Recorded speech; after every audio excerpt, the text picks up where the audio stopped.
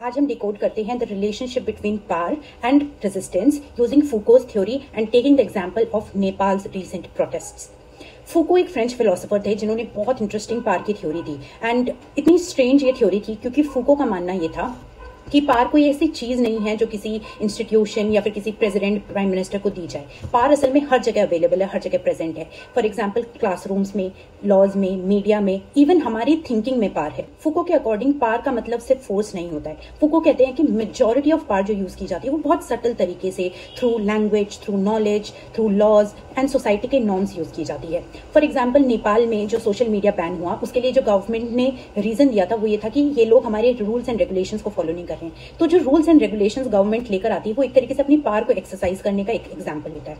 इसी तरीके से किसी पॉलिटिकल सिस्टम में अगर ये नॉर्म बन जाता है कि गवर्नमेंट से सवाल पूछना गलत चीज है तो वो एक तरीके से पावर बन जाती है। एक बहुत सटल तरीके से पावर शिफ्ट हो जाती है लोगों के हाथ से रूलिंग क्लास के हाथ में। लोगों का मानना है कि पावर ही वो चीज है जो शेप करती है रियलिटी। किसी भी सोसाइटी में क्या चीज नॉर्मल कहलाई जाएगी, क्या चीज सच माना जाएगा, कि सब डिपेंड करता है पावर पे।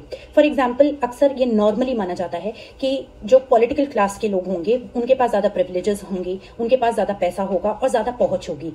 नेपाल में जब प्रोटेस्ट हुए हैं बच्चे इसी चीज को चैलेंज करना चाहते हैं, वो इस नॉर्म को चैलेंज करते हैं कि ऐसा नहीं होना चाहिए कि प्रिविलेजेस सिर्फ पॉलिटिकल या बिजनेस क्लास के पास हो। एंड वो एक नया नॉर्म सेटअप करना चाहते हैं ऑफ अकाउंटेबिलिटी, ऑफ ट्रांसपेरेंसी। फूको कहते हैं कि नॉलेज और पावर में बहुत गहरा संबंध है। उनके अकॉर्डिंग जिनके हाथ में नॉलेज है यानी कि schools, colleges, syllabus, science, media, उन्हीं के हाथ में पावर है।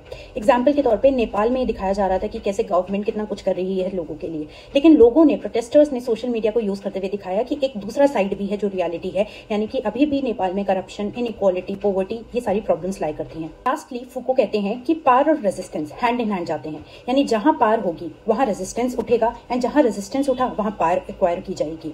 फूको कहते हैं कि रेजिस्टेंस का मतलब सिर्फ हमेशा कुछ बड़ा आंदोलन नहीं होता है, पर छोटे छोटे तरीके से भी रेजिस्ट किया जाता है। फॉर एग्जाम्पल क्लास में टिफिन ना खाना एक तरीके का रूल है एंड बच्चे टिफिन खा के अपना फॉर्म ऑफ रेजिस्टेंस दिखाते हैं। उसी तरीके से नेपाल का एग्जाम्पल लिया जाए तो टिकटॉक पे नेपो बेबीज ट्रेंड जो स्टार्ट हुआ था वो स्टूडेंट्स ने as a form of resistance begin किया था।